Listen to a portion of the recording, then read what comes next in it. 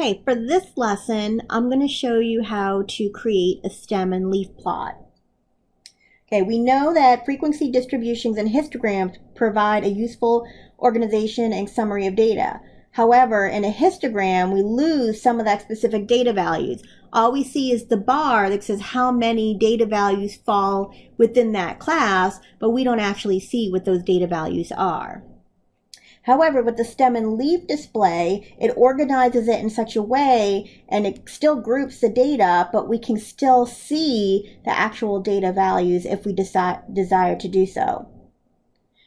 So the first thing we want to do is we want to go open up our calculator and we want to enter all of our data in, because when we organize it, we want to be able to see it from smallest to largest. It will make it a lot easier. So I'm going to hit my stat button and I'm going to go to edit into my list. Now, if you have a list that's already in there and you want to clear it out, you can go up to L1, arrow up there, and then hit clear, enter. If you only want to delete a specific value, then you hit the delete button. So for example, if I have these numbers in my column and I want to delete just 9, I can go up to 9 and hit the delete button. However, if I want to delete the entire column and clear it out, I want to hit clear, enter. Okay, so I'm going to enter in all these values. I'm going to start with 132. And I'm going to hit enter. That's our first data value. So notice it says list 1 and I'm about to enter the second value. So in parentheses it says 2. So go ahead and pause the video and go ahead and enter these values into your calculator. Okay, if you've entered them all in now, you should have 35 data values. Since there's so many values, it's really easy to make a mistake, so it's worth taking a minute and going back and double checking and making sure that you've got them all in correctly. I've done it myself before as well. Okay, now to put the data in value from smallest to largest, we're going to hit the stat button again. And we're going to choose option number 2, which is sort A for sort ascending. And since I put my data value in list 1, I'm going to hit second 1, because right above my 1 button in yellow, yours might be in a different color depending on what model you have, but mine's in yellow and it says L1 for list 1. Then I'm going to close my parentheses and hit enter, and it's going to say that it's done. And this means if we go back now to our list by hitting stat and edit, everything is going to be in order for us from smallest to largest. Okay, now to make the stem and leaf display, the first thing that you're going to do is you're going to divide the digits of the data value into 2 different parts. The left part is going to be called the stem and the right part is going to be called the leaf. And we're going to align the stems from smallest to largest on the left, then we're going to write a vertical line, and then we're going to put the leaves on the right. I'm going to organize it so my stems look like this.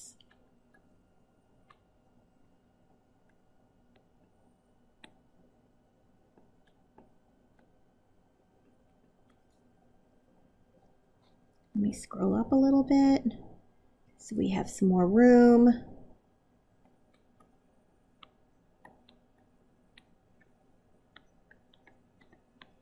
Okay, so this is my stem.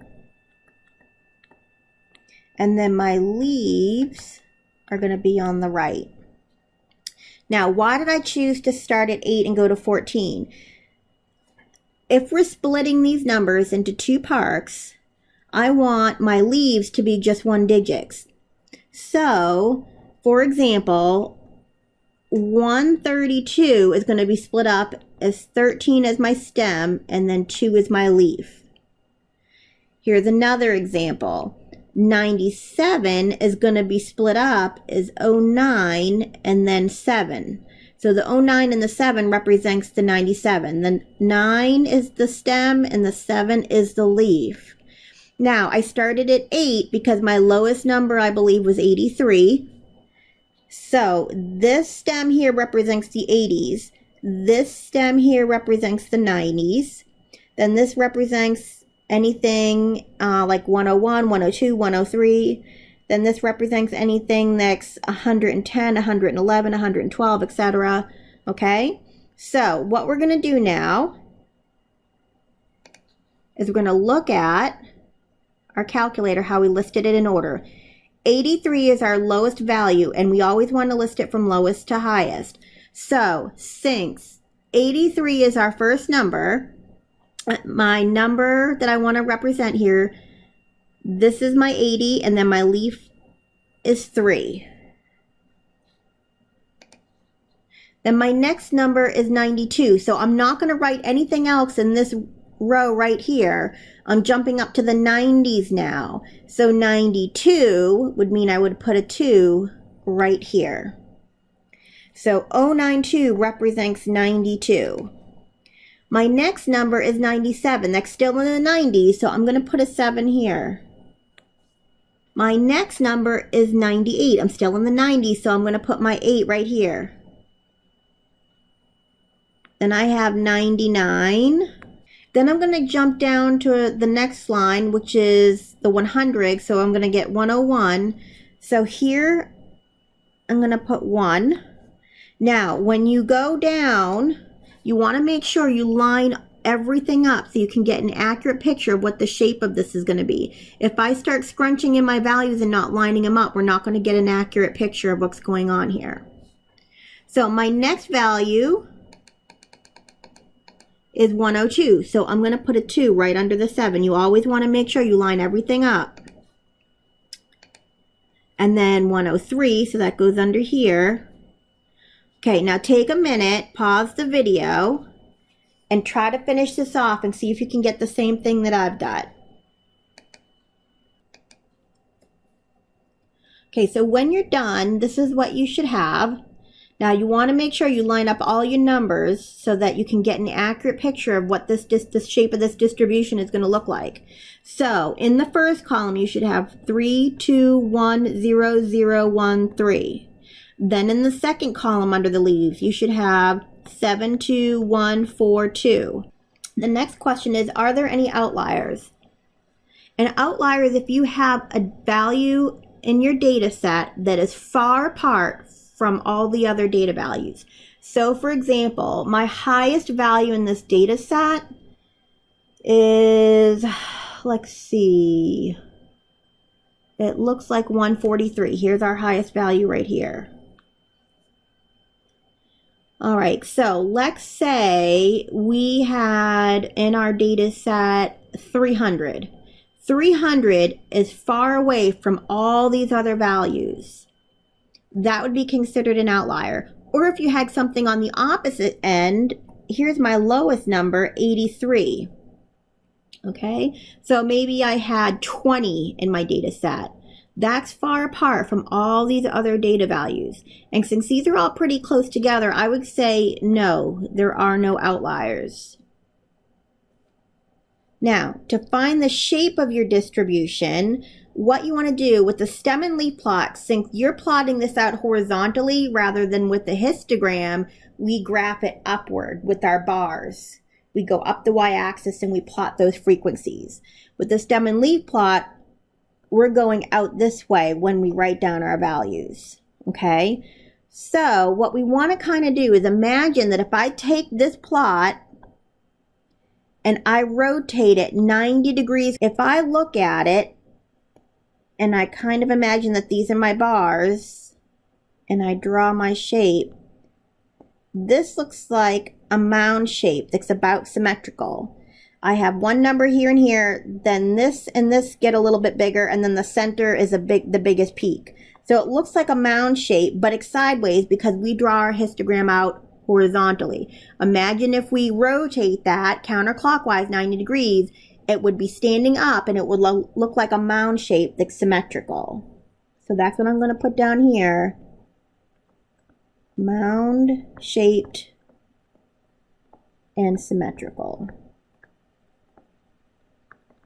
It's not exactly symmetrical, but it's approximately. That's how we're defining this shape.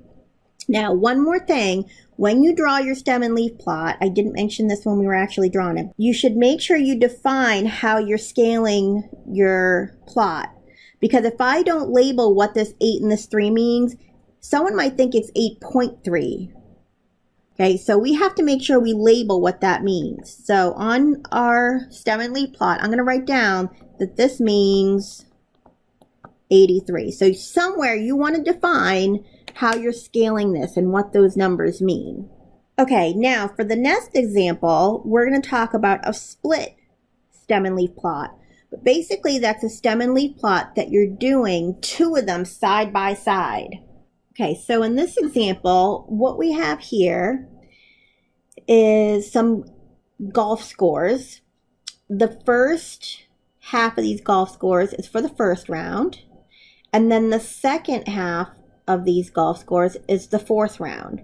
So what we're going to do is create a split stem plot where the first half of the scores is on one side of the stem plot, and the other scores for the 4th round is on the opposite side. And we're basically going to be making 2 stem plots together combined into one. So the first thing we want to do is, again, enter our data in. Since we already have in our data from our last example, I'm going to go up to L1 and hit clear and enter to clear out that data value. And then I'm going to start entering in my values. I'm going to have 2 lists, one for the first round and one for the second round. So my first round values are going to go into L1 and my 4th round values are going to go into the second list.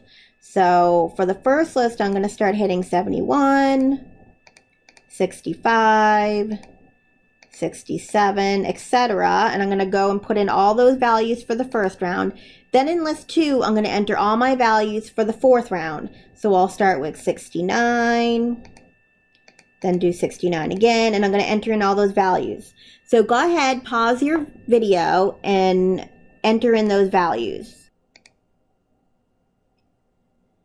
Okay, once you get all your data in for your L1 and your L2 columns, what we're going to do is we're going to list the data in ascending order again. So I'm going to go to stat, and I'm going to choose number 2. I'm going to sort ascending, but this time we have to do it for both lists because we have 2 lists going on here. So I'm going to hit second one, close my parentheses. So now I just sorted the first list, L1. Then I'm going to do it again. And now I'm going to hit the second list to sort L2. Okay, once we sort our data, we're going to go back into our list to verify that they've been sorted. So for the first round, my lowest score is 65. And for the second round, my lowest score is 68. Now, if I scroll down to see what my highest scores are,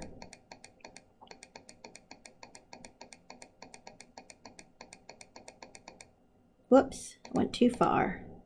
My highest scores are 75 and 74. So it looks like all of our scores are in the 60s and 70s. So when I draw my plot, I'm going to split it up so that my stems are the 6s and the 7s, and then my leaves are the 1s place. So because we're doing a split stem and we're doing 2 at the same time, what we're going to do is I'm going to put 6 and 7 in the middle, and on each side, this is going to be the data for the first round, and this is going to be the data for the 4th round.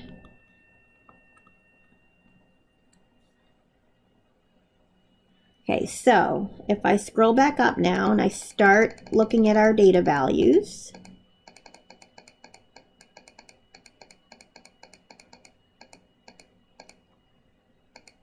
let's do list 1 first.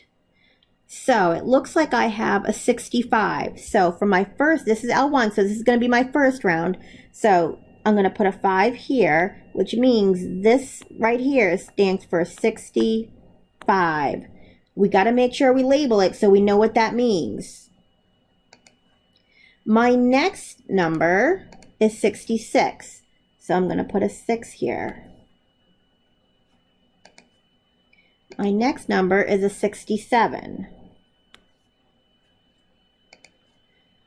And then I have another 67, so I'm going to put a second 7 there.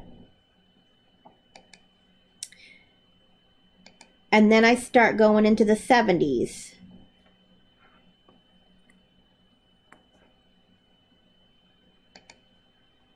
Okay, so I have 170, so that's going to give me a 0 here. Then I have 1, 2, 3, 4, 5, 6, 7, 8, 9, 10, 10 71s. Make sure you line it up. So that's a 71, that's a 71, that's a 71. So I have 1, 2, 3, 4, 5, 6, 7, 8, 9. I'm running out of room, so I'm going to come down here. Make a second row. Okay, now I got my 72s. So it looks like I have 1, 2, 3 72s. So 1, 2, 3 2s there. Then it looks like I have 1, 2, 3, 4 73s. So 1, 2, 3, 4. It looks like I have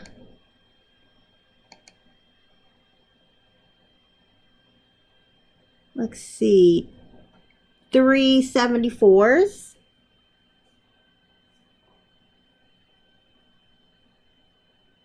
So 1, 2, 3. Whoops. Then I have 1, 2, 3, 4, 5, 6, 7, 7 55s or 75s. 1, 2, 3, 4, 5, 6, 7. 1, 2, 3, 4, 5, 6, 7. So there's the data, our stem plot for the first round. Now we're going to do the fourth round. So now we're going to look at list 2. We're going to do the same thing, but it's going to come out to the right now.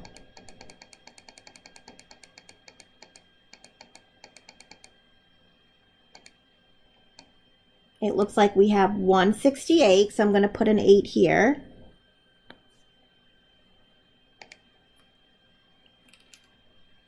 Then I have 1, 2, 3, 4, 5 69s. So that's 1, 2, 3, 4, 5. So all of these 9s here represent 69. Okay, and then let's see, it looks like we have 1,